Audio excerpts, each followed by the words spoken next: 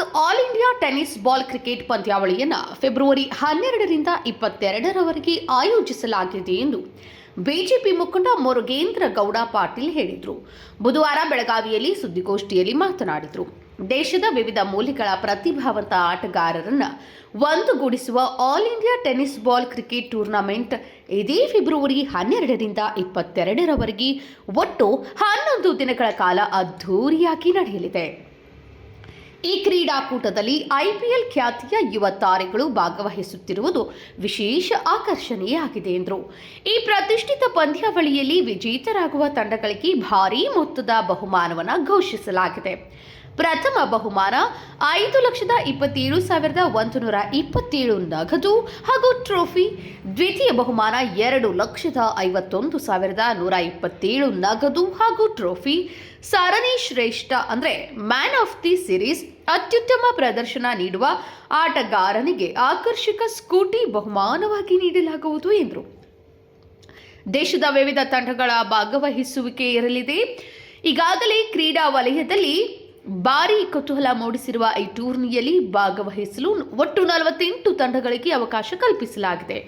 ಈ ಪೈಕಿ ಉತ್ತರ ಪ್ರದೇಶ, ದೆಹಲಿ, ಗೋವಾ ಸೇರಿದಂತೆ ದೇಶದ ವಿವಿಧ ರಾಜ್ಯಗಳ ಸುಮಾರು 40 ತಂಡಗಳು ಈಗಾಗಲೇ ತಮ್ಮ ಹೆಸರನ್ನು ನೋಂದಾಯಿಸಿಕೊಂಡಿವೆ.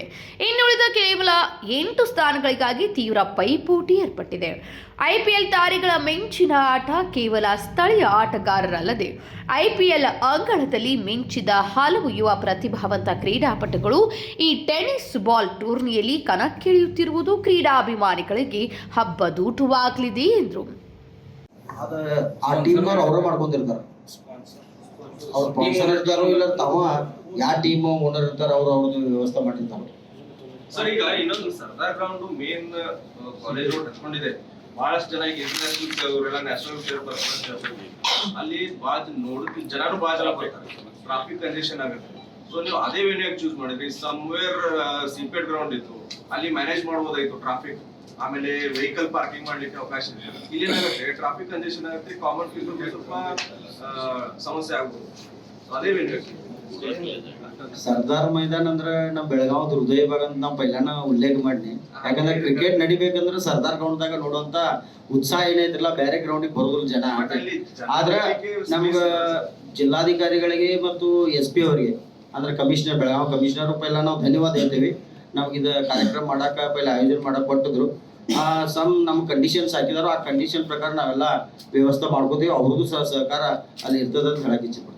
ಈಗ ಪರೀಕ್ಷೆ ಶಾಲೆನೂ ಐತಲ್ಲಿ ಸಮಸ್ಯೆ ಮಾರ್ಚ್ ನಂತರದವ್ರು ಅದು ನೋಡಿ ನಮಗೆ ಅವಕಾಶ ಮಾಡಿಕೊಟ್ಟಾರೆ. ಸ್ಟೇಡಿಯಂ ಐತಲ್ಲ, ಸ್ಟೇಡಿಯಂ ಐತಲ್ಲ ಆಟ ನಗರ, ಅಲ್ಲಿ ಟೆನ್ನಿಸ್ಗೆ ಕೊಡೋರು ಸರ್, ಒಳ್ಳೆ ಲೆದರ್ ಟೀಮ್ ಪರ್ಮಿಷನ್ ಕೊಟ್ಟಿದ್ದಾರೆ. ಇಲ್ಲಿ ಇದೊಂದ್ಸಲ ಸರ್ದಾರ್ ಮೈದಾನ ಆಗ್ಲಿ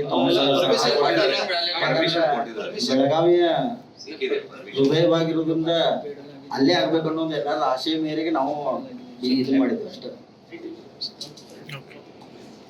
ಮತ್ ಬೆಳಗಾವಿ ನಗರದ ಎಲ್ಲ ಕ್ರಿಕೆಟ್ ಪ್ರೇಮಿಗಳಿಗೆ ತಮ್ಮ ಆಟವನ್ನು ಪ್ರದರ್ಶಿಸಬೇಕಂತ ಇನ್ನು ನಾವು ಪ್ರೆಸ್ ಮೀಟ್ ಮಾಡ್ತಾ ಇದ್ದೇವೆ. ಬೆಳಗಾವಿಯಲ್ಲಿ ಪ್ರಥಮವರೆಗೆ ಮುರುಗೇಂದ್ರ ಗೌಡ ಪಾಟೀಲ್ ಟ್ರೋಫಿ ಅಂತ ಹೇಳಿ ನಾವು 2026 ಇಡಾತೀವಿ.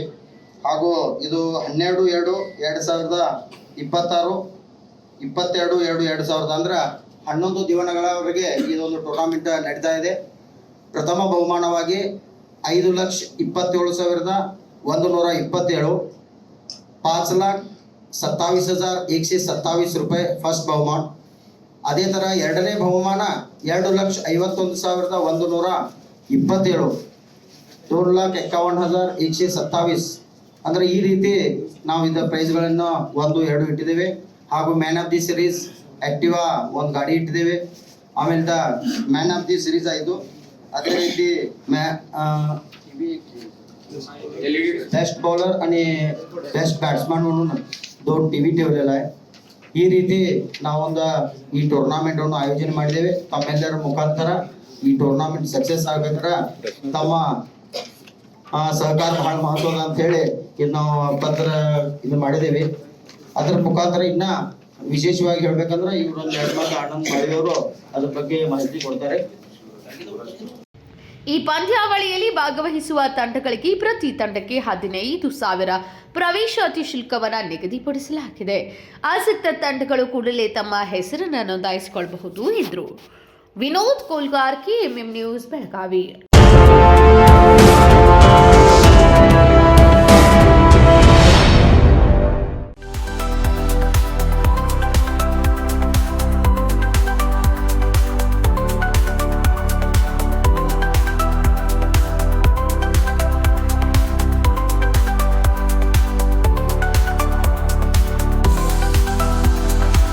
आदर्श ड्रेस सर्कल केवल पुरुषों के लिए लाए हैं ब्रांडेड शर्ट्स, टी शर्ट्स और जीन्स की नवीनतम रेंज।